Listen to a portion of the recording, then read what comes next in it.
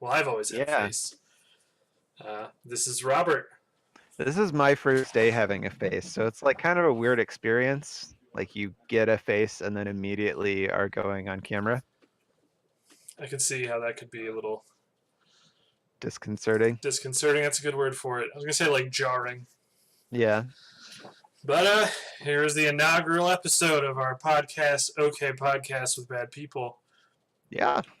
And today we're going to be talking about terrible movies that we love and how difficulty works in video games. So we're going to start with the movie stuff. But first, Robert, tell them a little about yourself, about your life, because you Oh haven't yeah. really gotten to be front and center very much. I'm Robert. I work as a technical aide, but I trained as an artist, so a little of this, little of that.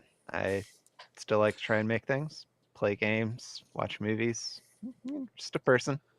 What games are you playing right now? So I've been playing Dark Souls 3 with you. And then on my own, I have been playing Castlevania Symphony of the Night. And I have been really loving it. It I think is better than a lot of modern games in that genre.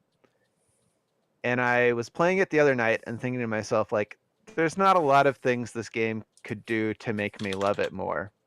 And then Castlevania Symphony of the Night dropped on me a reference to Cat's Cradle, which is my favorite Kurt Vonnegut book. All right. And I've never had a game do that to me before. I was really, really excited. That's good. But all right, so we're going to move into the movie discussion. And I know the big movie, you can probably see half of a hopefully royalty-free image that we found online. The website said it was. So if you are the studio that owns the rights to Equilibrium, that being Miramax Films, please don't strike our channel. Yeah, we're helping make your movie more popular, so you don't want to do anything to us. It's true. Oh, Robert, half of your face disappeared. Yeah, sorry. I was trying to turn the stream on, but I guess a lot of the light on my face was coming from the PlayStation background. Is that a little better now? That is better. You're less of a spooky ghost person. Yeah. But I want to talk about Equilibrium first, which is a movie that is near and dear to me, and that Robert, there we go, has just seen for the first time. Was it yesterday or the day before? The day before, so Tuesday. That was so the first time I ever saw it. Just to start, like, general impressions. Did you like it? I did like it. I felt like it's the good kind of bad movie where, like, it has that quality that I think the best bad movies have, which is a certain sense of sincerity. Yes. And yeah, I don't know, like it definitely had some interesting ideas. It obviously drops the ball on almost all of them, but almost nothing I is in had the fun. air by the end. Yeah. But I will say this, there are some things that I think it actually did really, really well too. Okay, like what? So for me, the two that really stood out was I think the set design, when it's not CG, is actually really, really decent sometimes and really good in a couple scenes, or at least I really liked it, especially like the scenes where they're wandering into the hidden art rooms. Okay. I enjoyed the set design of. Maybe just because I like the aesthetic of a place with a bunch of crap in it, but I just remember most of the movie just being like, when it wasn't in someone's room, it was like outside at nighttime, and there would just be floodlights. That's what I remember so much of the set design. Well, so it's that, but then there's also the Tetragrammaton offices, which such a dumb name. It is. I actually want to talk a little bit more about the name later. Oh, that sounds good. It's such a it's such a specifically weird name that I was like, that means something, and then it does. But oh, really? Okay, I'm excited to learn because that was like my I was like, what is I hope we're not this? talking I about know my what ass. this means. I'm gonna Google some stuff. But yeah, I wanted to fold that into a larger question that I had about the movie. So Okay, yeah, that's right. I remember looking up what Tetragrammaton is a long time ago, and it is yeah. specific and a very loaded. And in the once you learn what it is, like that's a weird up your own ass choice of name. Okay, yeah, that's the thing. That's like I looked it up and I was like, I know what this means, but I don't know why it's in this movie. Because okay, for people at home, Tetragrammaton is it's the Hebrew name of God translated in 4 letters, and it was just I'm not super familiar with Jewish law and history, Well, but so I think it's specifically a Latin term, and it's just like a roundabout way of saying the name of God because it's tetra. I think it specifically means 4 letters because yes, in Greek it was YHWH for Yahweh. and then Um, JHVH for Jehovah. yeah. Hold on, Okay, I'm but yeah, looking well, at the Twitch thing, and I was like, "Whoa, my face is all lagging out. Are we lagging really hard on the Twitch stream?" I mean, we always are when I pull it up to watch. I've never pulled the stream up and it's not been lagging for me before. Now, when you say lagging, do you mean like there's a time difference, or like the Time stuff on? difference. Okay, I meant like on screen. We look like we were moving really slowly. Oh, But gotcha. I think it's fine now. It's maybe just crazy. But I mean, my Okay. guess I is. mean, Sorry, what? it might just be me too, because I have mediocre internet and a bad camera, so who knows what's happening. Once we start getting that Twitch money, we'll get you. We'll get you a better camera. Yeah. But like Tetragrammaton just could be the idea that like they are the enforcing, like they're the upper echelon of enforcement. So like no one is above them. They are God. If I Yeah. had to guess, that's what it comes from. Okay. But there's so much in that movie. Yeah. Trying I to, feel like that's, I mean, we can start talking there if you want, trying but to. I don't know what I want to talk about more. Is either like the headiness of it, of its attempted headiness, yeah, I or actually think that's a really good place to start.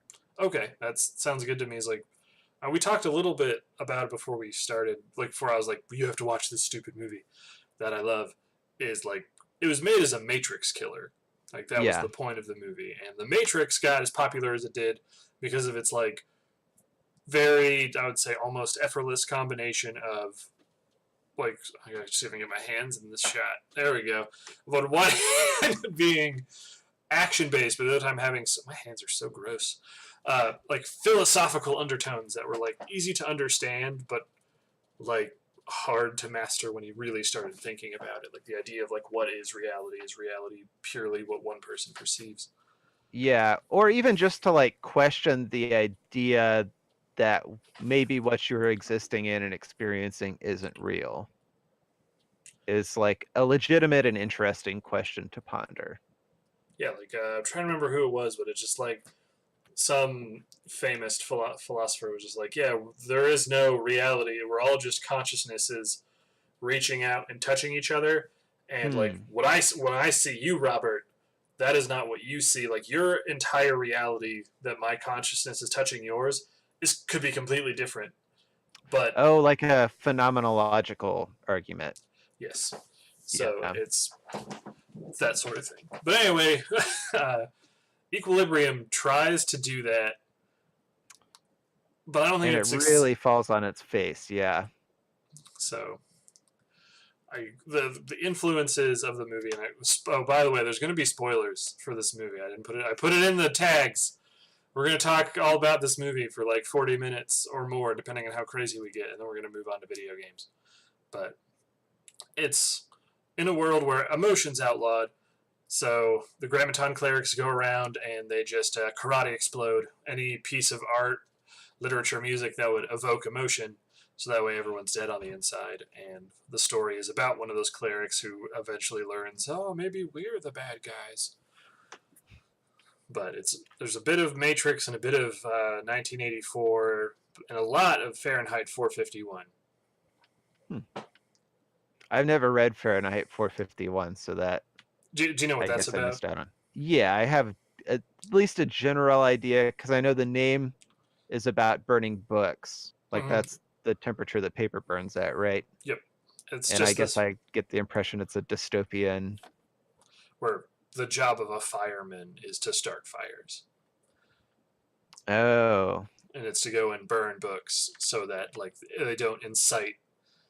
Like I think Thought Crimes is from 1984, but yeah, it's that's this. correct. Okay, so but whatever their name for it is, yeah. When you read books, they give you ideas to revolt, and the government's like, "No, we're gonna burn books, Yeah.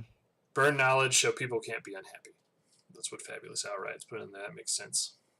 I haven't read that book since like I think like my last year of high school. 1984. No, Fahrenheit 451. Mm. I read 1984 again in college. It's a good book that really bums you out. I need to read it. I watched a stage adaptation of it. Oh, I mean, I enjoyed it, it's probably good. but yeah, I should probably read it. But to you, like, why did you feel that? Well, what do you think its messages were, and why it fell on its face so hard? So I don't remember the name of the girl who they arrest partway through, but she literally says what I think is the thesis of the movie, which is that it's worth it to have feelings regardless of the costs that are associated with having those feelings. And in the case of the movie, it mentions those costs almost exclusively in terms of like war and violence being a reality. So if you get rid of feelings, then people won't go to war with one another. And you'll create kind of a harmonious society. And the movie's point then is that we don't want that. We want to have feelings. Having feelings is a central part of being human.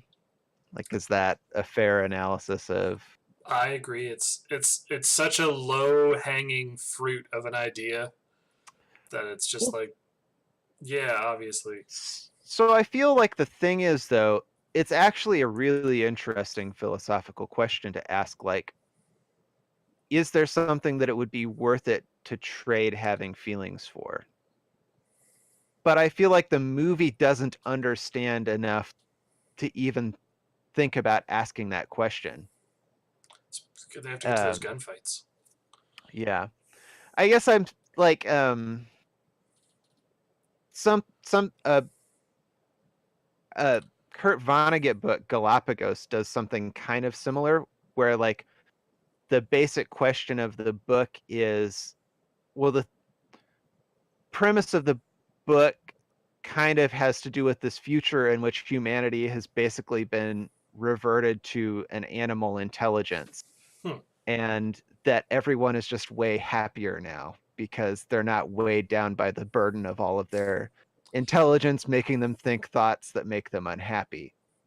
And so like if I came up to you and said, I think that we just shouldn't have thoughts anymore, that's a silly, dumb thing to say. But if you really unpack that, like, then when you come back and say it is still worth it to have thoughts, even though it has a cost, saying that having fully explored both sides means a lot more than saying it without. And I think it's the same here, where like pretty much everyone going into this movie already agrees with its thesis, and it never takes the time to actually make a case for the other side. That's exactly what I was going to say. Is like you don't get to see like what the benefits of the society are, other than the fact nothing is exploding. Yeah. Well, and like even though it's supposed to be a harmonious society, from the very start they're showing us every way in which it's not. You know, like even just opening scenes where you've got little toddler Hitler on the sidelines pulling that old man out of the crowd. It's like this. I'm not a fan of kids, but oh man, little kids in that world are just like the worst. It's like these Yeah. little His kids. son is so creepy for like all of that movie.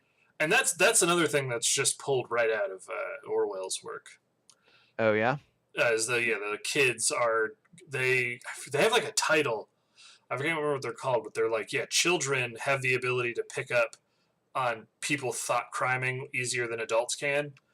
So that's the one thing. One of the things that fails with this movie is it steals so much stuff and then just drops it on the ground lighthearted, or Yeah. just like, do you guys remember this book? Neat. All It's right. like it watched or read a bunch of much better things, took ideas from them, but didn't understand what was good about those ideas or what made them work. But like, what is good about the movie, in my opinion, are I think it does have some of the coolest single frame elements of like action I've seen in movies. Like the Single frame. Are you saying like if you paused during an action scene, it looks cool? that's part of Or it. A single frame is probably not a great. It's not the scene as a whole, because like a lot of the scenes as they go on, they get kind of goofy and stupid. But yeah, some have like these moments that like when they happen, they're rad. And then but like the two that stand out, one I think is genuinely cool, and one is good because of how dumb it is. And the first one that is good is very at the very beginning of the movie, when they're showing off like what it means to be a Grammaton cleric, yeah, having the ability of the gun katas, which we can talk about gun katas after this. And it's just at the scene where he's like, all of the military SWAT team are like lined up in this hallway, and they have all the rebels in that room at the end of the hallway, and the rebels are behind a locked door. You know what I'm talking about?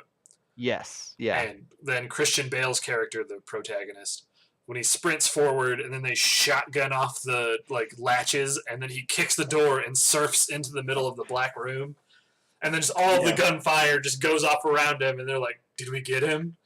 Then there's that perfect little pause, and then he just starts like 360 no scoping everyone in the room. And I was just like, "Oh man, 13-year-old me lost his mind." It's so funny how different that scene was for me because like Oh no. I did not have nearly that experience. So like Okay. I remember he goes into the room and I remember because I like rewound and rewatched the scene a couple of times. Okay. Because I think it had some interesting ideas, but like okay, so when you said he like goes in and the gunfire goes off and you described that as the perfect pause, I thought that was way too long of a pause. I timed it. It's 21 seconds.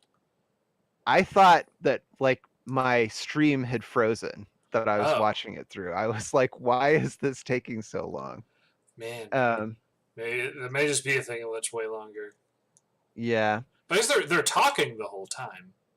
There was no talking in the version that I watched during that silence. During that like Oh, it should. where it's pitch black. From what I remember, it's all of the people inside. They're all whispering.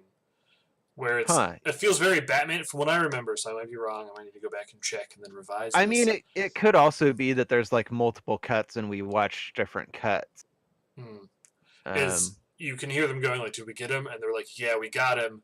And it's sort of this thing like, "Yeah, he's dead. He has to be dead." And then it kind of mellows down. And then when they're all like, "Okay, we got to get ready for the other dudes," then he wakes up and starts shooting all of them. Man, that would have been way better than what I saw. Maybe your audio was really quiet, or the mixing in that shot was really bad. I don't know. Yeah, it could be. It's hard to know. Yeah, I Frame thought I noise turned the just- sound up louder than usual,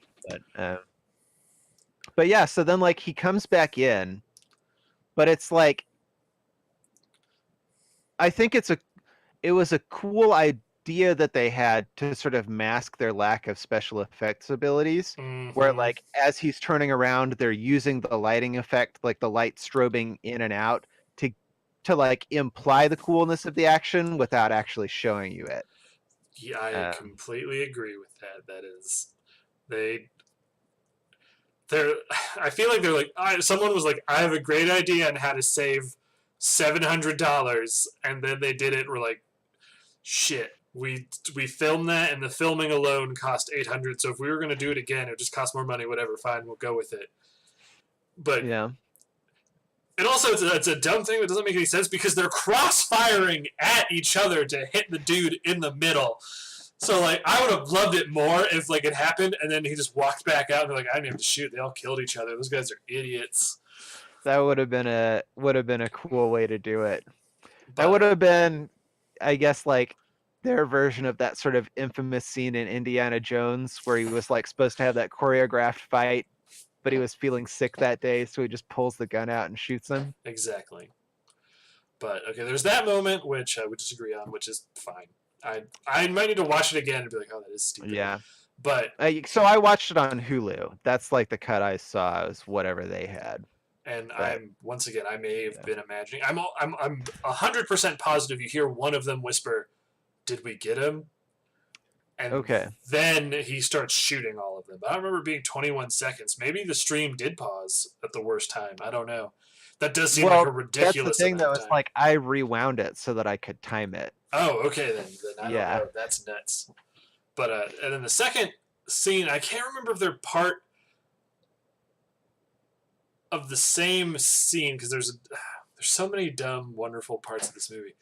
I think it's like 3/4 of the way through the movie when finally he's like, maybe I should be more human. He gets that dog, and Yeah. he's taking the dog back out. And then they have the moment of like, are they going to find the dog? And they're like, oh, they don't find the dog. And then the dog makes the barking sound. And it's just some moment where he is surrounded. Oh, he's on 2 dudes are on either side of him, and they pull out shotguns, point blank on both sides of his head. Which once again, if they both fired, they would shoot each other. And he just somehow just smacks them, like just goes no, and they pivot perfectly around in their hands, and then he just grabs the triggers and shoots them both in the face. Yeah.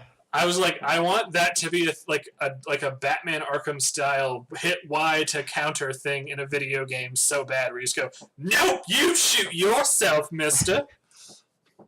That one. That would be pretty cool. And then one other action scene that sticks out, and I know when I was little I thought it was cool, but then when I forced Will and Evan to watch it again, I was like, fucking, that was stupid. But I still love it, and I want to just have a gif of it.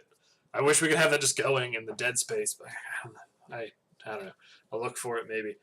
It's after he's helping the rebels escape, when he's finally converted, and then he gets surrounded again by all of the dudes. And you know what I'm talking about. And he pulls out his pistols, and then he clicks it, and these little like notches come out of the bottom, and he just starts playing bongo drums on everyone, and they can't do anything to stop him. They're there, they have guns, they have weapons, and they're just going, no, and he just beats them all unconscious through motorcycle helmets with his gun. And that went on way too long. He does that for like 30 seconds. I took notes on that scene. Do you remember how silly those notches look if you look close at them? I mean, they're just like little things. I guess I don't know specifically how dumb they look, but what do you mean? They're little like square nubbins that come out. Mm-hmm. Why are they not spikes? Like, because spikes would kill people, and he doesn't want to kill them. Okay, but what are the nubbins doing that just like the blunt end of the gun is not doing? They have super colliders in them. Like they make the force of the gun, like when he hits it, it's dumb. It's a dumb movie with dumb things in it, and I love it. That's what I'm saying though. Like it's funny. I'm just trying to say it's funny. It is funny. It's exactly what it is. It's just one of the other really intense moments that I really loved is the execution of his mentor at the start, where he's like hiding himself slowly behind a book. I'm so glad you're doing. Sean Bean, was the best part of that movie. In my opinion, he I was so excited. This was I saw that movie before I knew the curse of being Sean Bean, is that you were never going to survive to the end of a movie unless that movie is Jupiter Ascending. And I was like, he had such gravitas to him that I'm like, I want this guy, because my brain was like, okay, he's going to be the main bad guy and the person that John's going to fight at the end. And then that doesn't happen. Not really. Nope. He just gets shot right in the face.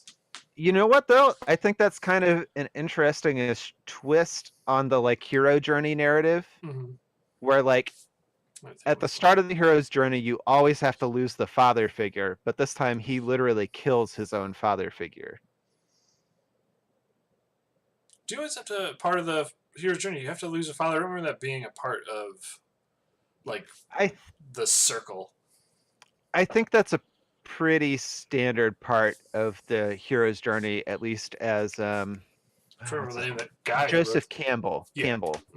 Okay. I just don't remember that being a step. I remember being the call, the refusal, whatever. I just remember there being at least that might be a small part of the call is having. Oh yeah, I mean he may have multiple versions, but there's one where there's like a list of 21 things that he says are sort of common to the hero's journey, and one of the most common is the losing of the father figure at somewhere in the start of the journey.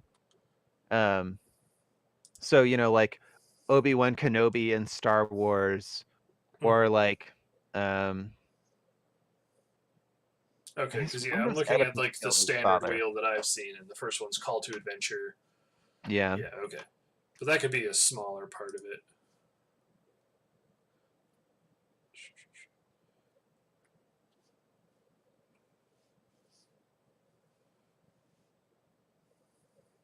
Anyway, but yeah, that's a good point. That could be what it is.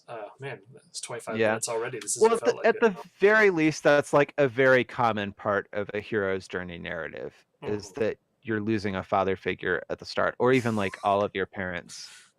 And so, Thank like you, that Fabulous also Owl Riot. happens. Yeah. He's just posting all of all the steps. But all right, so it's been going well so far. We got about 15 minutes left. I'd like to talk about. I do think the ending sequence is also good. It has a really good for me for dumb movie stuff. I haven't gotten to any of my notes on anything else because we've been talking about this movie. Might have to do longer podcasts in the future. Yeah. The sequence at the end where he's in the what's that called, the lie detector. Yeah. I really liked that.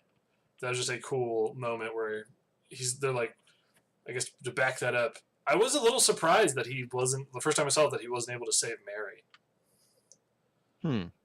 Like, just because that's always the thing that happens is the damsel in distress happens and then the hero saves her. Yeah. But nope, she dies in a terrible way. Like, that is such a bad way of public execution. It really is. It's like it's very kind of hilariously inefficient for a society that's supposed to be like the ultimate in harmoniousness. That they were like, I think the most efficient way for us to execute people is that we're just going to have an incineration chamber. I mean, I guess kind of like we were talking about before, the fact they call themselves Grammaton.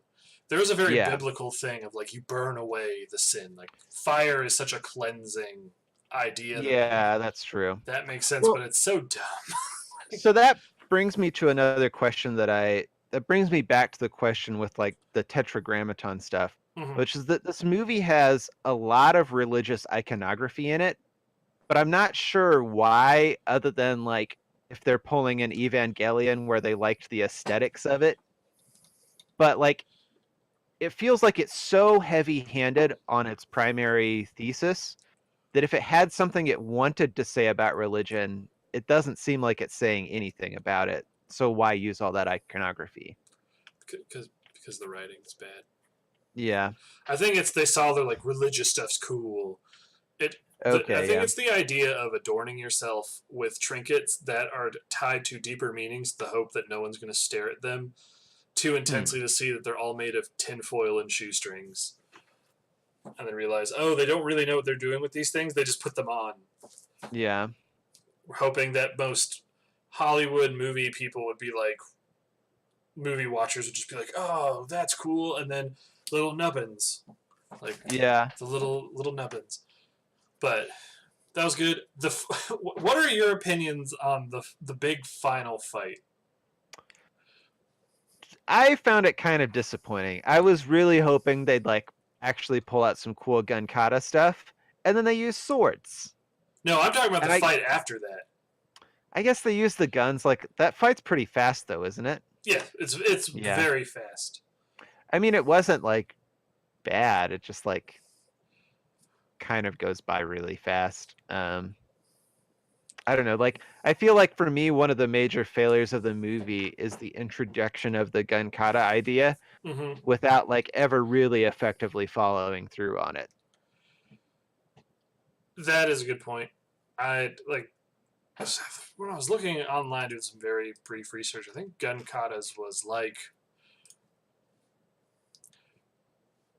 or maybe I'm full of shit. I just remember because they go like all of the thing that is the gun kata is described in like one paragraph. A computer voice yells at you, where it's like, from analyzing tens of millions of gunfights, the Grammaton Yeah. cleric can use that knowledge to turn the gun into a total weapon. And you're just like, but what does that mean?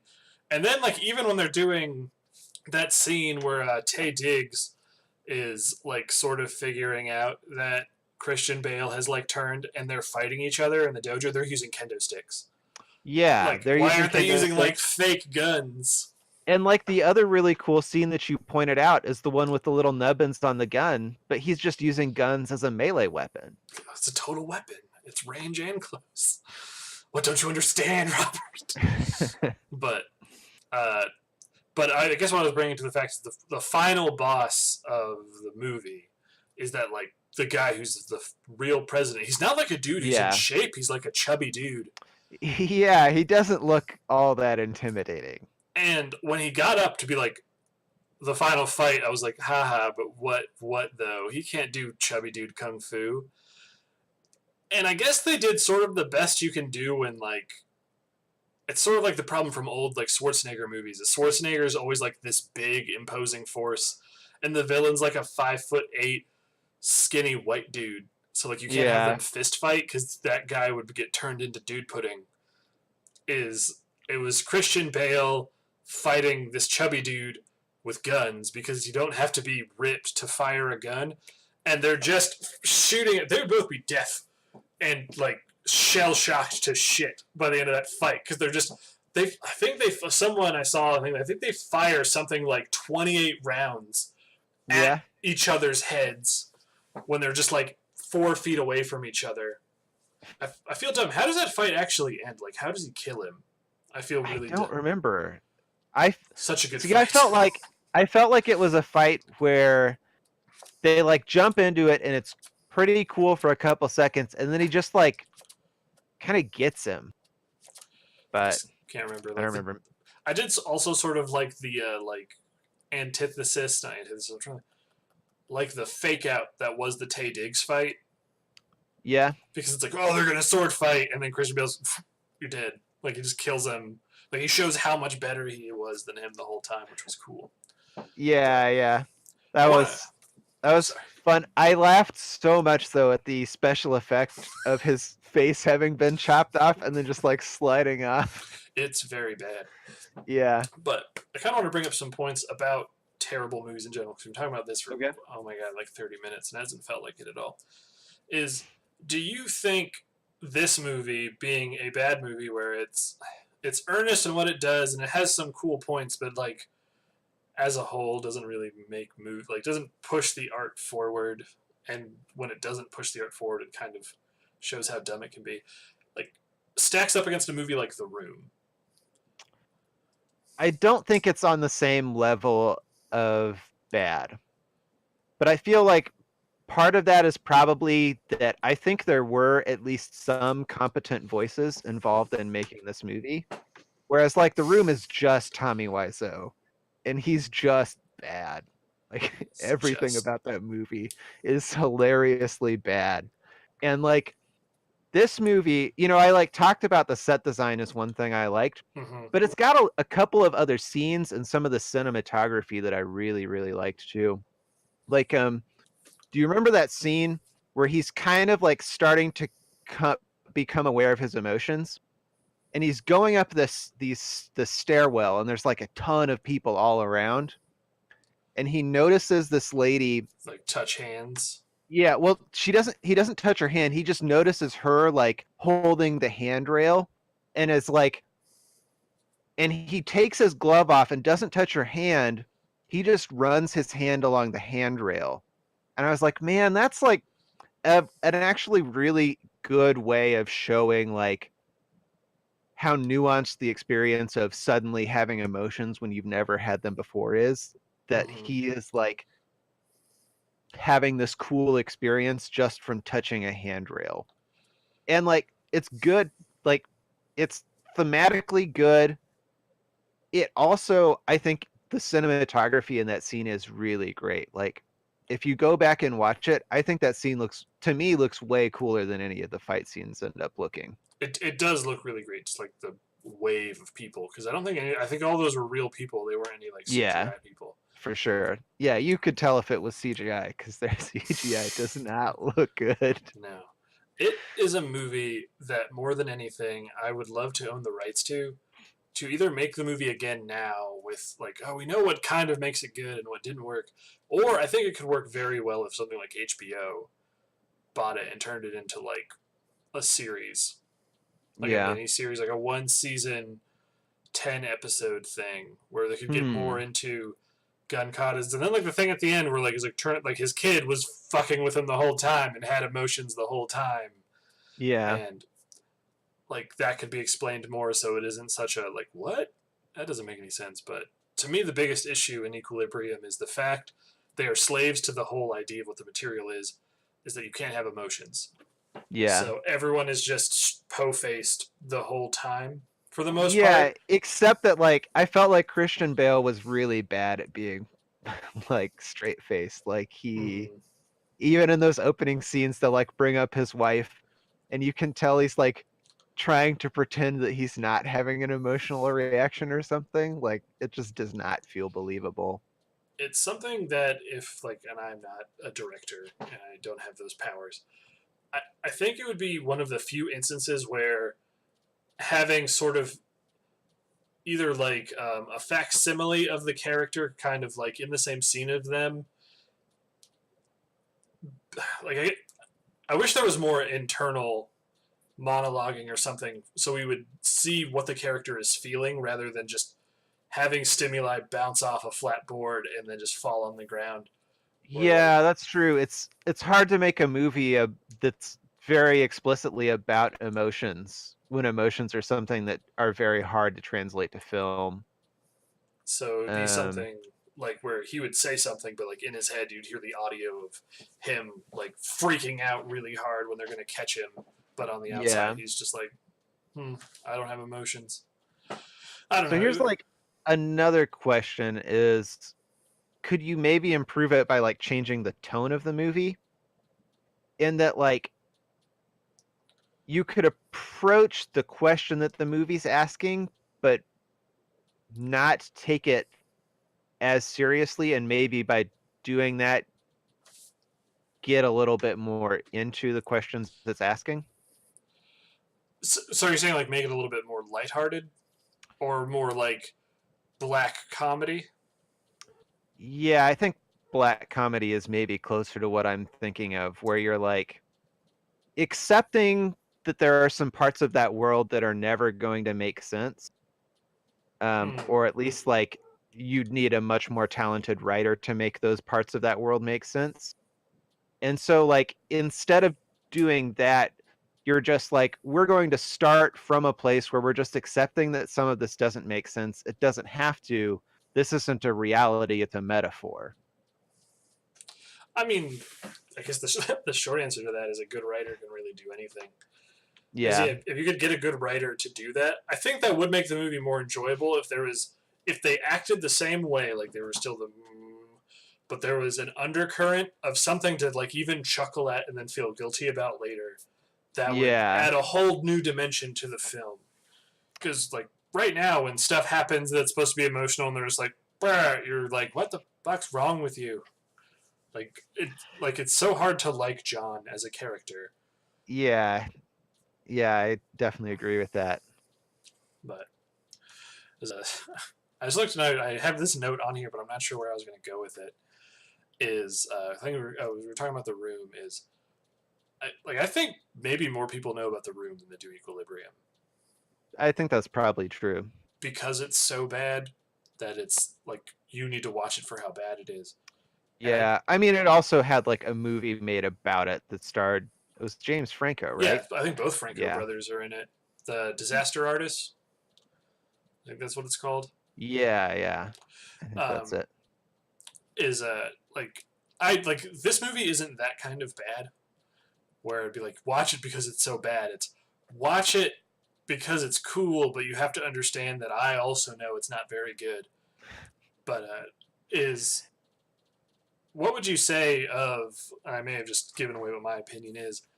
Are you familiar with the movie Plan 9 from Outer Space?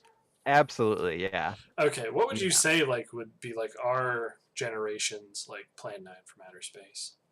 I mean, I would have said The Room. Room. Okay, like Uh, that's what it is. Like that's what I thought. That yeah. is what I always hear is like one of the worst movies of all time. Is that I think I saw it one time in a film class, and I don't know if we finished it. Plan 9 or The Room. Plan 9. I have watched The Yeah. Room. I actually watched Plan 9 back in the day too. I've seen both of them. Have you Um, played the RPG based off of the Room video game? Well, no, I haven't. this is an RPG based on the Room. That is a video game. It's pretty wonderful for Yeah. how dumb it is. Where it's the movie, but since you do more than what's in the movie, you get to see a whole bunch of weird stuff. Like the one character who's like the like younger kid character, uh, like Dougie or something. Oh yeah. The like weird kid who comes. Like, They're like "Hi, frolicking Johnny!" around on the bed, and then he comes in, and he's like completely oblivious for some reason. Like I want to That marry kid.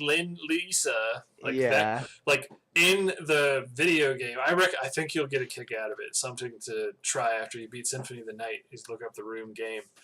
Is like that guy just lives in a supply closet next door to Johnny. Like that's what his life is. He lives in one room, and there's a bucket that he shits in, and he just has like a picture of Johnny like on the thing. And you get to read his diary because it goes through the whole like week that the movie takes place. Yeah. That's And pretty funny. it's goofy, but all right. But we're at 40 minutes. So, is there anything else you wanted to say about this? I mean, it was supposed to be about terrible movies. We just talked about Equilibrium because it's so good. How bad it is. It was fun. Yeah. I don't That's the know best if I'd description of watch it. it again, but I enjoyed watching it. And I do definitely think there were like a lot of cool ideas that could have been much better if, you know. Yep. But all right, so we're gonna move to the new topic. Something that I've been excited to talk about for a while because I love talking about game design because I have nothing else in my life. Is the idea of difficulty levels? Because I think I just wrote on the thing difficulties in video games, which is a terrible descriptor. Yeah. Let me look. Difficulty in video games. That's not great. But anyway, specifically how difficulty levels operate. And I don't know, like Yeah. when you play a video game, Robert, like you started a brand new game, like where do you sort of gravitate towards with If there's like optional difficulties, mhm. I will almost always pick normal. Okay. Because so Thanks, for Deus me, Ex Fanatic. Oh shit, your face is right in the way of that. I need to move that over. what? Uh, the little host message popped up, Oh, but your gotcha. camera's in the way. But I moved it over now, so it's fine. Perfect. So you're more of a normal boy. Yeah. For me, if the game, especially if the game has like a stealth focus to it, I will almost always try to pick the hardest difficulty, so long as the hardest difficulty does not have like a weird gimmick to it. Like the one that comes to my brain right away, which you can't even play when you start Doom for the first time, is like Ultra Nightmare, and it's when you die, you start the whole game over. Oh. Oh, Yeah, that's rough. or a better example is I think you can start playing it right away when you start playing Dead Space. Is whatever the hardest difficulty in that one is, where you only get like 5 saves through the whole game. Oh wow. Like that. Yeah, that would make that game rough. Like that shit's bananas, and I don't enjoy that sort of thing. But I have a list of games here which I think handle difficulty the best. And the first one to me is Witcher 3. Have you played that game yet? I have not played any of the Witcher games. Okay, well you need to play Witcher 3. It's my top 3 games of all time, and anyone who knows anything about video games will also spit that out because it's great. And you don't have to play the other ones to really get it. Like I played one, I think I finished one.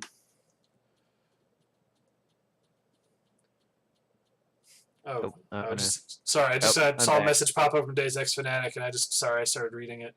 It says Ah, uh, Deus Ex with one life. That sounds terrible, but it's a great game series, and you don't have to play the other ones. I've played one, and I played like an hour of two, but going into three has like an amazing codex that just keeps you up to date, but you also don't need to know that much about it. And it plays completely differently than all the other ones. yeah. But it's a game that has a whole lot of functions to it. Like there's an oil system where, depending on what enemies you fight, you put different oils on your sword, and then you do extra damage, and then as you level up, if you're using the right oil, it'll do other things. There's a potion Gotcha. system, same thing, where you have to drink a potion that lets you like run faster or use quick attacks faster. It's a game with like minutia to it, and if you play on easy mode, not easy mode, sorry, you start on normal, you can get through the whole game without using the potions or Yeah. aside from the healing potion or the oils at all. The game doesn't force you to use them, but when you play on the hardest difficulty, which is called Death March, which is such a good name for a difficulty setting, Yeah. is to like kill the enemies. You need to use the right bombs, potions, and oils to Yeah. bring them down. And it's not a game where you're fighting an outrageous number of enemies. It's usually just you and a big monster, and you have two forms of dodging. So the game there's not sneaking to help you get by, but you have all of the the movement abilities that you would need. Yeah. Yeah. So that one to me, I think, is the best example of like it scales so well that I recommend to anyone, regardless of like what games they're into, play that game on Death March when you start. Otherwise, you'll miss so much. And then I'm trying to think the next one, which I think does a great thing, and I'd like to hear your opinions on it, is a Metal Gear Solid 3, where I also have not played. breaking my heart is. I know. And when I say Metal Gear Solid 3, I'm specifically referring to the Subsistence edition of it, where it's a remake, not really a remake, it's just a re-release of the game that they did where like the old games had like a top-down camera. This one takes the camera and puts it behind you like a normal third-person game. So you have a lot more, you can look around, and then also they retooled the AI, so instead of their vision just disappearing 30 feet in front of them, so if you're 31 feet away, you're invisible, is that they have like sight lines as far as you can see. But what the difficulty does is it adds things where like they'll notice your footsteps and your footprints in the ground where normally they won't. But the biggest thing is they'll add like one or two guards just in places where they weren't on lower difficulties. And just the positioning of certain guards completely changes how you have to approach a level. Like there's one where like you come under this fence and there's just a very obvious, hey, I'm going to go over here and then climb up and just stay up in these trees areas. But I guess I should say this, I'm not talking about the absolute hardest difficulty, which wasn't available in the North American release, which was called European Pig Boss Extreme Mode. And if you just saw, the game ended. Like you couldn't be seen at all and you get a game over. So this one's just called Big Boss Extreme. That's the one I'm referring to. Is they'll just put a dude standing on the hill where that path is, and he just looks down right where you would have to go to start climbing up. Mm-hmm. So you can shoot at him and knock him down, but the caveat is there's dudes who are normally just walking below him, and they can see if he's not standing up. So if he's not standing up, they'll be like, hey, Derek, what's going on? And since you've shot Derek, he's either dead or asleep. He's not going to answer right away. And then that puts everyone into a panic. So you have to start figuring out, what do I do about this? Yeah. So, I don't know, like, what are, have you, like, why do you normally, like, and this is, I'm not judging you at all. People should play games however they want to. Like, why do you normally play normal? So I would say there's like a couple of reasons. The first is just like I only have so much time anymore. So for me, like a good answer. I'm like, if I'm playing this and it's too hard and I don't have the time for it, that's not good. But also just like I know myself well enough to know that I will get frustrated with games if they're too hard. Like we've been playing Dark Souls 3 together and like it's fun, but I think like if we had to stop playing because my frame rate issue keeps happening, there's a decent chance that I will never finish that game because it's hard enough for me that it's not fun to push through on my own, you know? Makes sense. So have you beaten that Um, boss, by the way? I did, yeah. Yes. Yeah, I did Awesome. it. It took me 5 hours of runs. Oh man. So like that's what I'm saying is that's like really, really frustrating for me to Grab a be pillow. like 5 hours into the same boss fight before I can win it. I Um, know that feeling. yeah. But I think my last reason is that I really like to just like figure out what is the most fun stuff to use. Hmm. And so like, you've said this to me a lot, like if you really wanted to get good, you would stop using magic in Dark Souls Yes. because like it's like the worst build. But that's the thing is that for me the magic seems so much more fun than the swords and I want to use the magic and it's like if Dark Souls had a normal setting where I could like use magic and that would be fine. That would be really fun for me. And, Um and you bring up a really good point. Is like a game like Dark Souls that some of them actually do kind of have difficulty settings. Like, are yeah. you familiar with like? Do you know what I'm talking about with what you can do with certain games? Uh-uh. Are you familiar Like with Dark Souls 2 at all? I mean I had no almost nothing about it other than that it's a Dark Souls game. Is that one had an option that you could do, and Sekiro does the same sort of thing now that it's come out. I don't think Dark Souls 3 has an equivalent just yet. Well, it does. I'll bring up that later. Is there's covenants like how in 3, but there's a covenant in 2 called the Covenant of Champions, where when you join it, you cannot summon anyone for help. You deal less damage, and enemies deal more damage. Hmm. So doing that in a Dark Souls game, and So then it's like a hard mode yes, covenant? and you get goofy rewards, and it's okay. I did a playthrough of it one time, and it was horrible. Yeah. And then Dark Souls 3 has a similar thing just built into the vanilla game where you can just get a ring near the end of the game that while you're wearing it, you just take double damage. And that sucks. Yeah. But It's like taking a hard game and making it harder. I will say though, like there's one genre of games that can be like unforgivingly hard, and I kind of like it for that. okay. Or maybe it's like a couple genres that do this, but like roguelites, I don't mind if they're super hard. Any in Like particular? so the one I'm thinking of the most, because it's the one I played the most and loved the most, is Enter the Gungeon. Like that game is so hard. I think I have probably I guess like in the neighborhood of 50 hours in that game, and I've only made it to the final boss once, and I did not win. But like Uh, I keep going back to it because like even though it's hard, it's fun. And I think like even when it's hard, it's different from the way that Dark Souls is hard. Because Dark Souls, it's like I'm stuck on this one spot or this one enemy and I'm just beating my head against it. Whereas like in a roguelite, when you hit a hard spot and die, you go all the way back to the start. And that's frustrating because you lose all your progress, but at the same time, you're getting a new variety of experience the next time you play. So you're not just beating your head on that one wall over and over. I think roguelikes would actually be a really fun topic for like a whole podcast. Yeah. Because I was about to start saying stuff, and I'm like, there's other things I want to bring up. Is like, when I play video games, I don't think, oh, I'm an alpha gamer and I'm a better gamer than you, Robert. Is I'd like to play on harder ones, mainly because I've been playing games for a really long time, and I think I'm pretty good at them, despite what the Morrowind playthrough suggests. And I know if I play like on normal mode with some games, like Uncharted and stuff like that, if I'm playing on normal, I'll breeze through them. And those are a single player single track sort of game, so they're over really fast. And I'm like, man, I spent $50 on this game. They're over. It was over too Yeah. fast. I mean, there definitely are games where even I am like, the normal is too easy. It's not. It's like it needs to be a little harder to be fun.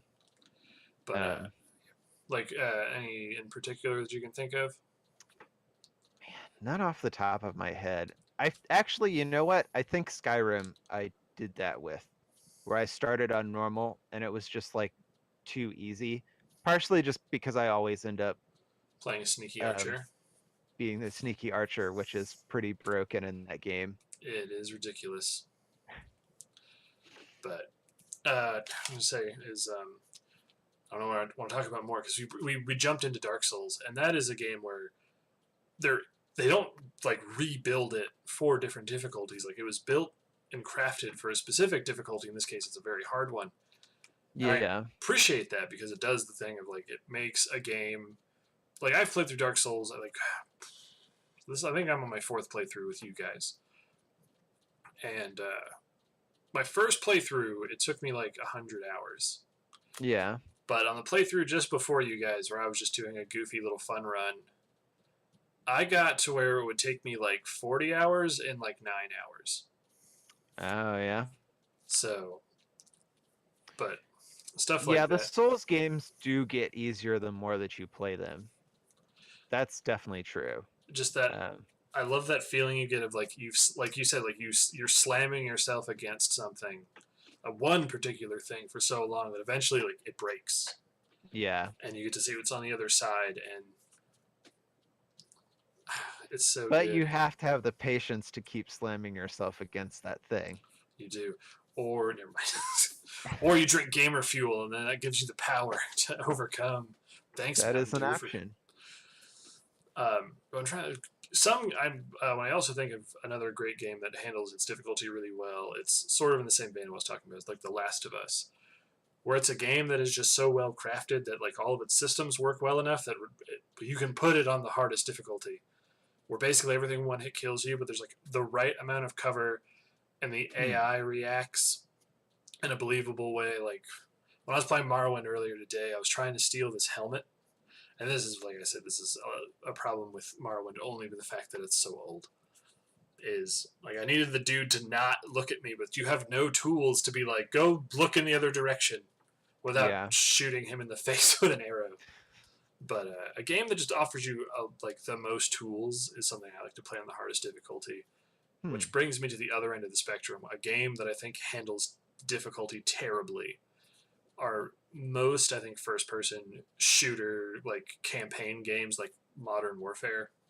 Where they kind of just, like, up the damage and the HP of the enemies, but they're not changing anything else. No, like, they don't give you any tools to survive better. It's just, like, I think it was only the second one, Call of Duty. Which one had maybe it was one, the Mile High Club at the end of it. Was that one? Modern Warfare 1? Maybe. Comments? I think that's maybe the only one I ever played. I probably played some of 2. I beat that game on veteran difficulty, like on my 3rd playthrough, and it was terrible. I spent so much of the time getting hit one time, my screen like filling with jam to just before the point I would die, and just dropping on the ground and just like crying in a corner and it took so long for your health to like come back too. Yeah. So it was just, I mean, I guess it's the best. It was the closest I've ever come to warfare, and I'm like, this is what it's like getting shot one time and then hiding in a pile of dirt. Yeah. I'm glad I never had to go overseas and shoot at people who looked different than me. That is an interesting point with difficulty, though, is the effect that respawn time has on how difficulty feels. Because there's games like Hotline Miami is a really hard game, but because you just respawn instantly, it doesn't even matter. You don't even have time to be like mad that you died. Yeah, you're just like, all right, back in. Some other game came out sort of recently. Oh, Ruiner, I think is what it was. There's a game like Hotline Miami where like you kill really fast and you die really fast, but there's like a load every time you die. And it's not a super long one. It's like 1 or 2 seconds, but it's enough to be like... Yeah. Well, and like something I've been getting into a little recently is like bullet hell shooters. But like the ones that I've played tend to respawn pretty quick too. Are you playing the Toho games? Like that. I did. I actually have been playing one of them, yeah. All right. I was wondering. Those are a game series that I've seen. I'm like, I wonder if Robert has ever played these. Yeah. Yeah, that That and the other one was the Neptunia shooter, so I have a genre. Like the Hyperdimension Neptuna? Yeah. Those are bullet hell shooters? No. They're all RPGs, but their Oh. April Fool's prank this year was they announced that they were going to do a bullet hell shooter, and Mhm. people were so hyped about the idea that they decided to actually make one. So they released it pretty recently, and it's like $4. Oh, all right. And it's pretty like I'm not good enough that I've been able to beat it yet, but like I get a little better with every run, you know. And I Okay. think it's not a long game, but it's pretty fun. All But right. yeah, like that's another genre where like it can be hard, but because of like the way that it works, it's not as frustrating that it's hard. But what was I gonna say is so like that's terrible when like the only difference in difficulty is the enemies hit harder and you die faster. Yeah. Try to think of some other ones. What ones that even if they lie to you and say it, but they're like the AI gets smarter, like Prey, a really good game that I recommend. Like playing on harder difficulties, the AI will like work to flank you on harder difficulties. There's an enemy in that called a mimic, which Is that the remake of Prey or the original? the well, all right, when you say original, do you mean the one where he plays like the Native American guy on a spaceship? Yeah. Okay, because the next one isn't a. It has nothing to do with that one. It's not a remake. Yeah, that's true. It's But I what don't know, like reboot. I guess like reboot. Yeah, that's what I meant.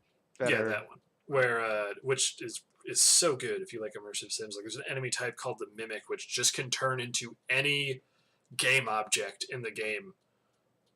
And I've been told this. I don't know how true it is because I started playing on the hardest difficulty because I was told, "Yep, you can do sneaking and their puzzles are good. Do it." So I did it, and it was awesome. Is when you're playing on lower difficulties, like you can go into a room and you'll look and you'll see a pair of shoes, but then you'll like Yeah. that are perfectly next to each other, and then there's a third shoe next to it, and you're like, "That's a Oh mimic." no. Ugh, man. But on a harder difficulty, it's just the two shoes, Yeah. and one of the shoes is the mimic. Oh. So it's stuff like That's that. the extra sneaky mimic. So just like, oh, that's kind of neat. But Yeah. It's good when like I think that's the thing is like if you want to have multiple difficulties, I feel like there should be a level of creativity that goes into it. mm-hmm, Because like, we were talking earlier about to like bring it back a little for a second to that's Dark fine. Souls.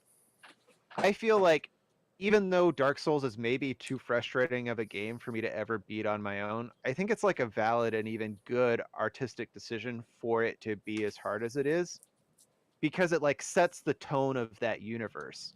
And if they made the normal version that I would like to play, I don't think that version would set the same tone for the universe because it wouldn't feel as oppressive, you know. Mm-hmm. Um so like if you are going to have multiple difficulties, taking the time to do actual interesting and creative things with them like that mimic thing is a really good idea. That is what I feel as well. Then there's some like difficulties where it's like a small tweak that I really like is the Batman. I think it starts at Arkham City. Is playing on a harder difficulty. You do take a little bit more damage.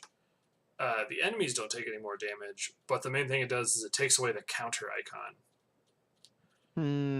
So Oh, so you're just left to your own. you just have to watch the people like way more Yeah. carefully. And I really liked that because like having the big spidey sense thing over their heads was like a little distracting almost. Yeah, well, and it really removes from the sense of immersion because you're Mm-hmm. like, I might as well just be playing a QuickTime event. Yep. But and then there's like things that are put into the game that, for the sake of like we were talking about, like the artistic choices, I don't think are very good. Yeah. And but I haven't played it exactly, but I've heard a lot of complaining, and I've seen it done in other games, and I don't really like it. is like the biggest one to me is limited saves in games. Hmm. Like I sorry. I feel like it's an interest because the one game that I remember playing that had limited saves was the remake of the original Resident Evil on the GameCube, where you have like the little strips that you find. The little ink ribbons. Typewriter. The typewriter ribbons, yeah. Yep. And I actually like I remember when I played that game, it was frustrating to me having limited saves, but I think it was a good thing for that game. And like playing the Resident Evil 2 remaster, I was kind of disappointed that it doesn't have the ink ribbons. Well, you can play it on a harder difficulty and turn the ink ribbons on. Oh, really? Yeah. But I made the same mistake. I chose normal. I'm a fool. To me, like I get sort of what the idea is, but when it gets kind of in the way of being an alive human, like I had a friend like who was playing the new one, and I told him to play it because I liked it and I played through with the limited saves. Is Yeah. he was not really a big horror person, so getting him to play this was good. And this isn't William, so don't worry, William. I'm not talking about you behind your back or anything. Is he would save a lot. Yeah. And then there's a part where after he beat a boss and he just had no more ink ribbons. And he needed to go to work.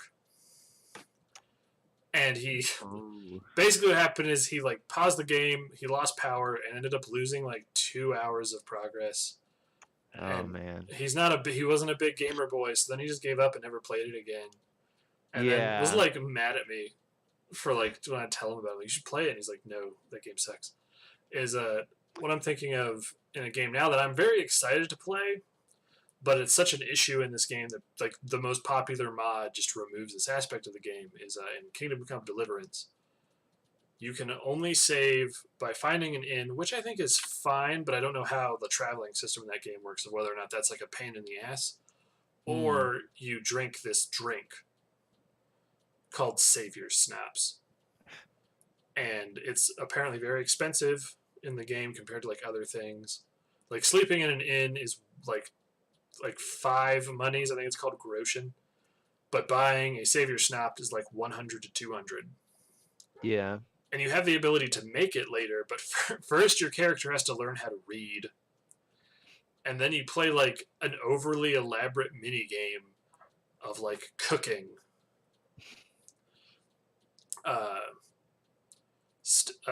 Cooking to like make the potion.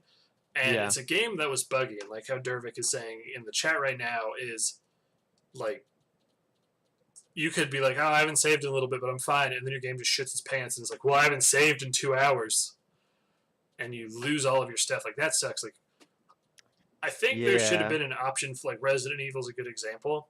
Is if the whole point is like you like if you wanted to remove the ability to like not be able to be like, oh, I'm going into this room. I know there's a monster in it. I want to save right before this room. Is have it. You can save infinitely, but you can only save while you're in the safe room. Yeah. Something like that. So you still have to make that run to wherever you're going. But yeah. And on a side note to Dervik, apparently it is much better. They just released a big patch, and I'm hoping it'll go on sale for the Steam Summer Sale because I want to buy that and play that on the channel. But anyway, sorry. What were you going to say, Robert? I mean, I think that's what they were doing on normal mode. Is just like you can only save in the safe room, but save as much as you want. No, normal mode, you still have the ink ribbons. I was talking about the remaster. Oh, sorry. Not to be super nitpicky. That's why it was disappointing to me a little bit. Because Sorry. I think with a mechanic like that, it's just one where you maybe have to balance it right. Mm-hmm. And it's fair to say, like what you were saying with your friend, where that creative decision by the people who made that game made it too frustrating to finish. But it's like that with any hard mechanic that you put in a game. You have the potential to turn someone off. Mm-hmm. I guess it feels like a thing that could be a toggle switch in the menus. Yeah. where you could customize it. Like maybe if you play that way, you won't get like the cool ability to play as Hunk at the end. But if you don't really care and you just want to beat the game, having unlimited saves in the safe room, Yeah. it'd be way different. That's Sorry. I was gonna say that's actually kind of like a cool idea of like a different way that a game could approach difficulty, where instead of it being like you're picking from easy, normal, hard, whatever, you're just like looking at various things that you can turn on or off that might make the game easier or harder. That's a game that does a really good example of that is Invisible Ink. Hmm. Is you can pick like a general difficulty setting, and then there's just a million toggle switches. But like having a thing like that, like having limited saves versus using an item, I think that would be easier to implement. Like a lot of people think like a game like Sekiro should have an easy mode. Where Yeah. changing that game to have an easy mode, it'd be like, wait, I'm shaking the camera, would get in the way of the artistic message, I think, way more than just this one specifically annoying thing. Yeah, yeah. Because like the example for like a Kingdom Come Deliverance is its whole deal is being like historically accurate. Is so it makes sense like you can only save if you like picked up and drank the schnapps and a thing happened. But no, you can still pause the game, select save game, and then it goes, saving the game will use up a save your schnapps. Is that fine? And you're like, okay. So like I don't know. Something like that's weird to me. But like we were talking about a bunch of different stuff is the bunch of games recently that I've seen within like the last 10 years have gone like crazy overboard with difficulty settings. Like I never really played Diablo 3. And did we play it together? Or was it I don't think so. I think I just played that on my own. Okay, I know I was playing with Will, maybe Will and Evan. But that game has like 15 like difficulty settings. That's too many. That's too many difficulty settings. And the same thing, I don't know if you played it or heard about it, but Agents of Mayhem. You're familiar with Saints Row? Yeah. It was the new game by them that really just shat its pants and didn't go anywhere. That game also has like 25 difficulty levels. And it's just like, why do you have that many? Yeah, that's like a hilariously granular amount of difficulty options. Like to me, like when I think of like the difficulty menu that where you pick the games that always jump back are the id Software games, especially like Wolfenstein. Like, have you played the new like the newer Wolfenstein games, like the new Colossus? No, I'd kind of like to play one of them because I hear good things about them. I haven't played them yet. I've only played the New Order, and it's great. That's one of my favorite FPS games of all time. Yeah. It does a really good job of turning BJ Blazkowicz into a character, but that's not what we're talking about. I recommend it if you can get your hands on it. It normally goes down to like $5 in the Steam Summer Sale. Is like it has like 5 or 6 difficulty settings, so it has like a normal, and then it has like an easy and a very easy, hard, very hard. Yeah. But when you're picking the difficulty settings, it like fucks with you. Where like the very first setting is called like "Don't Hurt Me, Daddy," and it's BJ Blazkowicz's face, and they put like a baby bonnet on him and give him like a little like pacifier sucker. Sort of like rub it in if you pick that one. And then if you pick like the hardest difficulty, which is either I'm Death Incarnate or like Ubermensch or something, you look like this psychotic murder dude with blood all over your face, and it's awesome. So like to me, I always feel like it's a challenge to pick the hardest difficulty, and then I slog through the game, finally beat it, and then feel dead on the inside. Yeah. But what was I thinking? Is Deus Ex Fanatic reminded me of something. Is when you're picking difficulties in Deus Ex, have you played any of the newer ones? I played the first of the like newer ones. Okay, but like the hardest difficulty setting in that one is called Give Me Deus Ex. So it feels almost like this is the intended experience, which is harder than normal. Is I think that from a game design perspective is how like I'd like to design games. Is you design your game at the hardest level of difficulty first. And then you start stripping things away when people are like, man, it'd be way more accessible if this wasn't here. Gotcha. Rather than doing it oh, sorry. So I was going to say, like, the other you mentioned that it like this is the setting that the game is meant to be played on, and I feel like that would be a thing that I'd like for developers to include if they're putting like normal, easy, hard. Maybe like put next to one of them, this is the one we really designed it around. So if you want to get like the real experience that we made, play it here. Yeah, I've played a number of games that normally they just put a bracket that just says recommended next to it. Yeah, that's true. Like the one that sticks to my brain is sort of like the opposite of that. Is playing Fallout New Vegas, another one of my top 3 favorite games of all time. Is when you start, there's the hardcore mode, and it goes hardcore. Like that's the 2 difficulties, normal and hardcore, and it goes hardcore, Yeah. not recommended, because it's way harder than a thing. But Yeah.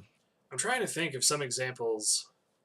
Like to me, Skyrim, when we were talking about that, that feels like it's a game that was built around its normal difficulty.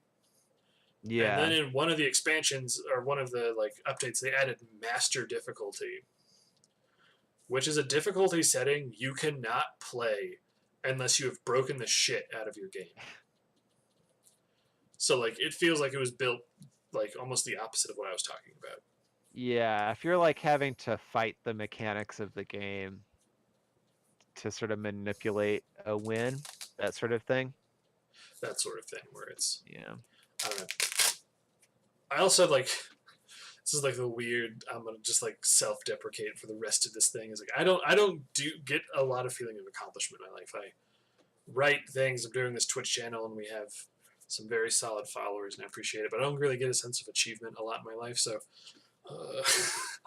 when I get a chance, I really love playing games on harder difficulties. Yeah. And I don't know. I wish more games had more options to make games incrementally harder. Like I wish games would move away from just like standard difficulty settings to having like here's the difficulty setting and then like below it here's like the 15 toggles of like what it means to be Mo Money. Difficulty settings would mean this, or they go there's no difficulty setting, here's your game. Yeah. But that like to well, me if there's I'm like games that do that and are good. Like Breath of the Wild or any of the Zelda or Mario games don't have difficulty settings. It's like I have to check that. I don't know if that's true. I'm pretty sure it's true. Maybe I'm wrong. At the very least, most of them don't, right? I don't know. I'm driving myself slowly insane here, wondering now. Well, the thing that I thought about now is when you said Zelda, is I was thinking of the Master Quest, which like the new Link to the Past. That is all the old Game Boy ones have difficulty settings. Weird. It's but just none of the others. Those are the ones I know for sure. I didn't look them up. It's just like its enemies don't drop hearts. Enemies take more hearts from when you take damage. Mario probably doesn't have difficulty settings. Yeah. But I don't know. I always feel like I'm not playing the game right if I'm not playing on the hardest difficulty setting, but then I play it on the hardest difficulty setting and I'm just like, shit, this isn't how I'm supposed to be playing this game. Yeah. I guess what I'm saying is I guess it really sorry. Go ahead. It kind of like comes down to what you want to get out of a game too. Like for me, I'm not all that interested in being challenged. I just want to have fun. Like I want to go into a game and see like a crazy cool world with interesting and fun things to do. So like you're saying, so you think a game like Dark Souls should have like a way to make it easier, like an easier mode setting?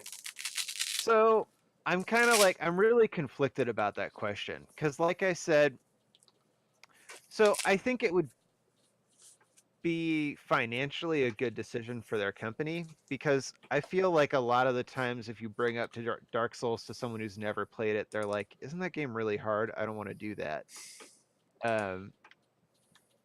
But at the same time, it's like I was saying earlier, I think the fact that Dark Souls is so hard really contributes to how the game feels to play. And like, I think it's a perfectly valid and good artistic decision on their part to make the game as hard as it is. It's like that difficulty really changes the way that the game feels. It changes the way that you interact with it. Like if Dark Souls wasn't as hard as it was, I don't think I'd remember the levels as well as I do. Just because like I've died so many times that I've had to run all of them a lot of time. And that means you like really remember everything. Whereas like if it's super easy and you can breeze through, then it doesn't have that same impact on you.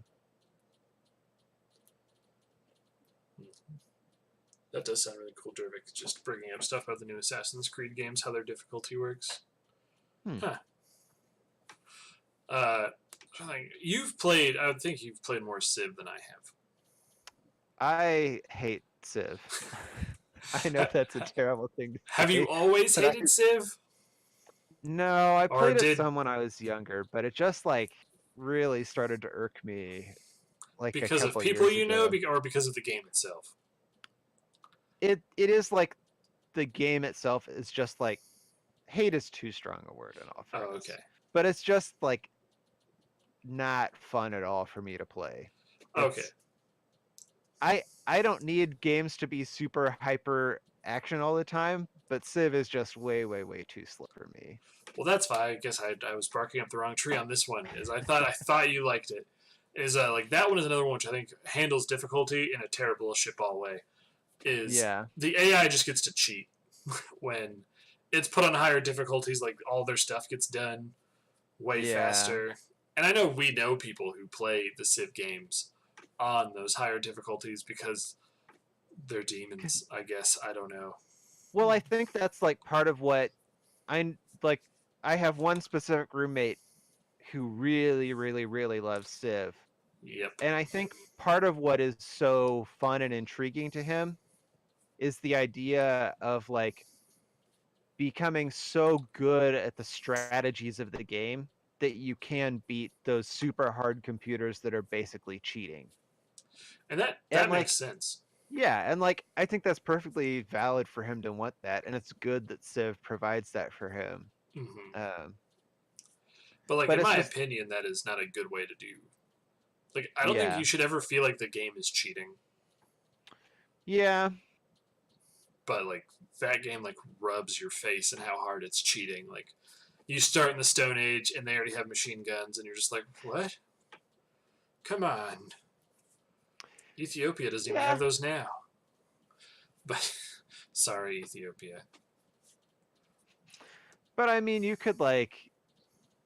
It only feels like they're cheating in that instance, though, because you've seen the other setting. Like, you could make a game where it starts that unbalanced and it's like all built around that, and it wouldn't feel like cheating because you're like, oh, this is just the default of the game. I don't know if that's true because like. Especially in a game like, I think that doesn't apply specifically to a game like Civ because Civ is like a board game where everyone is supposed to sort of be on equal footing.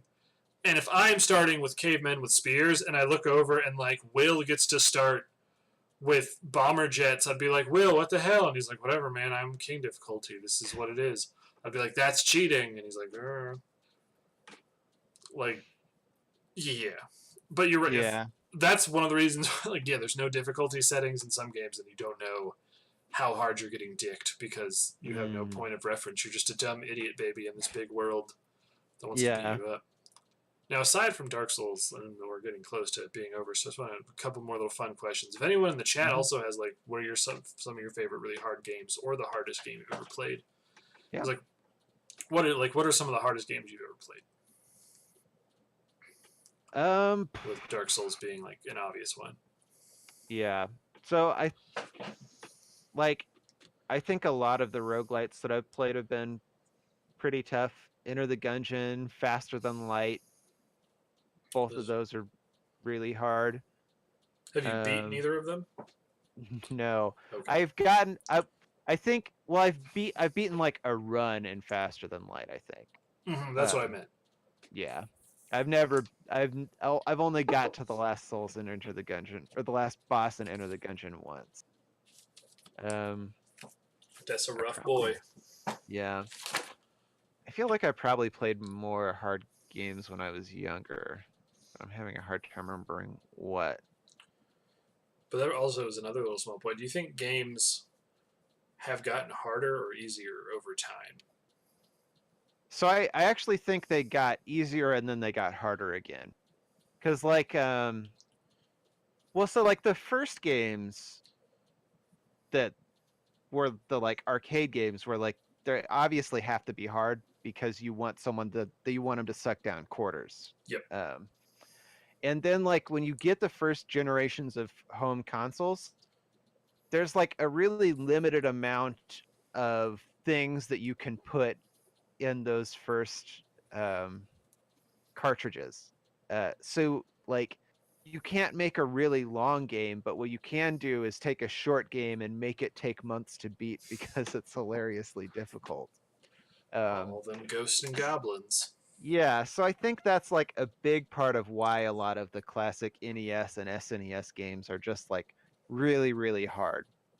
And then there's this like sort of shift that happens where game companies realize people want to actually be able to beat the games that they bought. Mm-hmm. Um, and so like games start getting easier and easier. But I think it probably was Dark Souls that sort of reverted that trend somewhat, where Dark Souls cut into that niche of people who really wanted a challenging game and revealed that that niche was like much bigger than I think the industry on the whole realized. And so now there are a lot of games targeted at being really difficult, like Dark Souls, or I haven't played it, but like Cuphead, is supposed to be a really, really hard game. It's pretty difficult. Yeah. It's yep. I mean, I think that's good though that there's like Yeah, it's good that games there's that are hard for people who want that. exactly that's all those niches need to be filled. But I think for me, like aside from Dark Souls, the most recent hard game I've played was the newest God of War, and I put it on Give Me God of War mode because I'm insane and Yeah. I need that trigger. And it's even when you pick it, it's like, yo, when you pick this, you cannot change it later in the game. You are stuck on this difficulty. And I was like, yeah, Game Dad, let's do it. And at first, I thought it was a terrible idea because when you start the game and you have to play through the tutorial, which is something maybe we can talk about in its own thing. But it's a tutorial that gives you your abilities piecemeal, even if you know about like what you should be able to be doing. Yeah. For instance, like when you start, you can't throw your axe, and you can't carry. And it's not because Kratos doesn't know how to not throw his axe yet. It's because he hasn't gotten to the part on the bridge where it's like, maybe if I throw my axe, I can do that. So you have to play through like these 2 or 3 early tutorial fights with the most basic controls. But it's still on this ridiculous difficulty that really needs you to have all of your tricks to not get murdered. Yeah. And the 2 hardest parts for me in the whole game were the tutorial part right outside your stupid house because these dudes just come out of the ground and punch you in the butt. And in the hardest difficulty, it adds this mechanic where I don't know if it adds the mechanic or it just makes it prevalent sooner. Is after enemies take damage, they'll like sit and then they'll power up. And in higher difficulties, only like certain enemies will do that, and then they kind of get slightly harder. Yeah. Whereas enemies in this one, they power up, they get like twice as strong. So the tutorial ruined me. And then the final boss of the game, not the final like story boss, but it's like the final boss in terms of like difficulty. It's like a secret boss that's completely optional. I won't spoil what it is. Or I will, it doesn't really matter. But anyways, this boss, do you plan to play the new it's not a spoiler because they tell you who the person is that you're going to be fighting like as soon as you start. Anyway, it's a Valkyrie lady. That boss fight on the hardest difficulty took me 4.5 hours. Yeah. In one sitting. Like a normal Dark Souls boss for me. Because when you said 5 hours, you mean like you sat down for 5 hours in a row and not fought all it? at once, but like cumulatively, the amount of time that it took me to beat that boss was 5 hours worth of runs. Gotcha. Because like mine was like I sat down at 11 and was done at 4:30. Yeah, Sorry, there's 3-3. there's like no way that I just try and beat one boss for that long. Like I don't have that patience in my brain for that. I don't either. Will said I looked like an insane person. Yeah. Well, that's the thing though, is like you manage to just look like an insane person but still do it. Like I would have broken something first. Cuz that's the thing, like I'll get mad. Like I used to get mad playing Hearthstone all the time and I broke a mouse from the you know smashing the mouse. So you're gonna Um start streaming Hearthstone on our channel then? Probably not. Oh, I've switched to my online card game of choice. is it the Pokemon card game? It is, yeah. Nice. It's pretty fun. Yeah, Evan still plays it sometimes. Yeah. But anyway, we're at look at that. We're at an hour and a half. Do you have anything else you wanted to say before we call it? After 3 tries, I just say nope and play something else. That's very Right now? fair. But Well, I've that's the gotten to thing, the it's like- end. You just got to take a break sometimes. No, no breaks. And No then breaks on the sometimes you CJ take game that train. break and you never come back. But do you have any closing thoughts before we cut it I here? don't think so. I th- Um, I think this went pretty well. yeah, it's been a lot of fun. I'm It looking doesn't forward- feel like we've been talking for an hour and a half. I don't know how the audience feels. Do we? If we're gonna, I assume we're gonna do this again. Do we want to pick a movie for next time? And Do then, we like, if want to do a people are movie each interested- time? I mean, we don't have to. The movies are nice because they're like, you can Is this a pretty red versus easily. blue podcast? Ah! Oh, we do have that color theme going on. No. I'm gonna say yes. Okay, it is. It is now. I mean, yeah, if that's what we want to do, because we're still sort of figuring out any input Yeah. from the. I mean, it doesn't have chat. to be a movie every time, but I guess I'd figured like a movie's a nice digestible thing to do in a week. So we like. I'd like to also kind of talk about video games as much as we can. Yeah, So we want to have absolutely. like the same sort of thing where we have a movie for the first half and then a game thing for the next half. Yeah. Sounds good. So before we sign off, any quick suggestions from the chat of what movie we should watch? Oh, I had some ideas. Oh, I was okay. Let's I hear them, was and then we'll see what the chat hoping says. hoping to suggest. There were 3 movies that I wanted to pitch as like things that I think could be fun to talk about. Okay. One of them I haven't seen, but really want to see, and then 2 of them I have seen. All right. So one, Waterworld. Waterworld. Okay. We talked a little bit about MFKZ, Okay. motherfuckers. I think it's a movie that, much like Equilibrium, has a lot of stuff that's like so cool, but it also is just a movie that like falls apart in a lot of ways. Okay. But I have a great fondness for it. I think it could be fun to talk about. My second proposal was I would like to talk about Nausicaa of the Valley of the Wind. Are these all Which I watched. Japanese animes? The third one is Japanese, but not an anime. Okay. What's the third one? So this is the one I haven't seen. I would really like to watch Shin Godzilla. Is that the one that like in it Godzilla beats up 2001 Godzilla? Maybe. So the thing that I know about this one, and the reason that I want to watch it, is because it was directed by Hideaki Anno, who wrote and directed Evangelion. But I've heard some good things about it. I think it could be fun.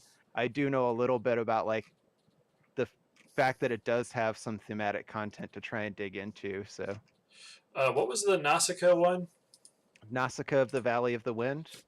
It's a Oh, wait, is that a Miyazaki movie. okay? Okay. I think I've heard of this one and I've seen the movie trailer. Yeah, I'd be up for the of those 3. I think MFKZ and Shin Godzilla probably sound the most fun. Okay. Because yeah. to me, Miyazaki films are good, and I'm sure there's a lot to talk about. But it just like also to me, they're also so very similar, except for Grave of the Fireflies. Can I ask, when was the last time you watched a Miyazaki movie? Just any Miyazaki movie. Yeah, I guess. I watched Ponyo. Okay, that's not a good one though. Well, I'm just saying, like we just said any of them. Okay, that's fair. I watched. like I said, I saw Ponyo. The most recent ones I've watched, I saw Ponyo, My Neighbor Totoro, sort of recently because it was like an anniversary thing, and I was like, oh yeah, little kids, Yeah. this is weird. And I rewatched Princess Mononoke Yeah. not too long Okay. ago. I know I'm being judged. I know. I'm not judging. Well, so I that like I pretty recently started watching a lot of them because I had not seen a lot of the like big ones even. hmm And I guess watching them I've realized like there was way more to these movies than I realized when I watched the ones that I watched when I was younger. hmm Was I guess all I wanted to say. But we don't have to do like I would be very excited to talk about MFKZ or Shin Godzilla. So I also just want because I'm also a huge cool person. I watch anime a lot anyway, so just like yeah, more anime is just like I don't know. that's fair. So we can talk about it through the week. I think of those two, MFKZ would probably be the one I'd want to talk about the most. Okay. I mean, I'd like to do that. I think it's. I guess we don't have to pick now, but it's nice to pick now so that if people who are watching want to show up next week and Exactly. want to have seen the movie first. So tentatively, I think we'll say MFKZ is the one we're going to watch. Excellent.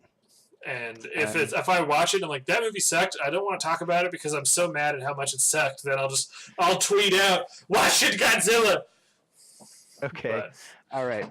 That sounds like a good plan. But all right, so I'm excited. I am also excited. We will pick up next Thursday, same bat time, same bat channel. Yep. And you said you have beaten that boss. I have. Yeah, I did it. This Saturday we will pick up Dark Souls, and hopefully Rob's computer won't shit its pants with frame rate issues, and we'll be able to keep going because we're so close to the end. You're so close to getting the best spell in the game because Pestilent Mist is for noobs. I am excited for that. But all right, well, thanks for everyone who stopped by. Thank you for the input from Dervik and Deus Ex and from Fabulous Outright and I guess Tussling Walnut. Yeah, Such we appreciate everyone who watched and especially everyone who like stopped in to say something and contribute. And I'll be on tomorrow playing more Morrowind. But until then, we'll see you. Bye, everyone. Bye.